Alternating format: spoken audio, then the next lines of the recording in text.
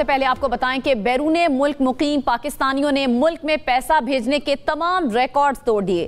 رواں مالی سال کے 9 ماہ میں ترسیلات زر 28 ارب ڈالر کی سطح عبور کر گئی۔ اسٹیٹ بینک کے مطابق مارچ 2025 میں ترسیلات زر 4.1 ارب ڈالر کی بلند ترین سطح پر پہنچ گئیں۔ ترسیلات زر پہلی بار 4 ارب امریکی ڈالر سے تجاوز کر گئیں۔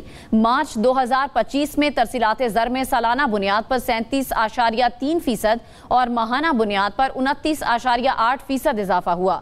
ترسیلات زر میں اضافے سے معیشت کو سہارا اور زر مبادلہ میں بہتری کا امکان ہے۔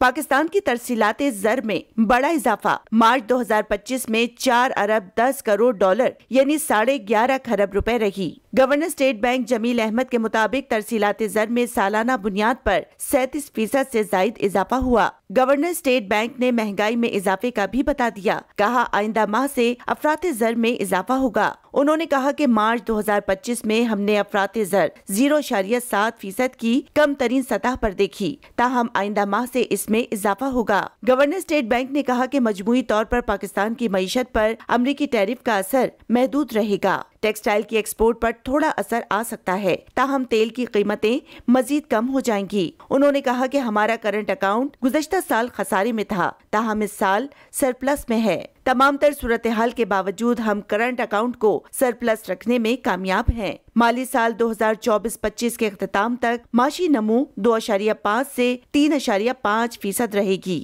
زرعی ترقی بہتر رہی تو معاشی نمو 4.2% تک ہو سکتی ہے۔ انہوں نے کہا کہ واشنگٹن میں IMF کی 2 ہفتے اسپرنگ میٹنگز کی وجہ سے IMF کی قسط موصول ہونے میں تاخیر ہو سکتی ہے۔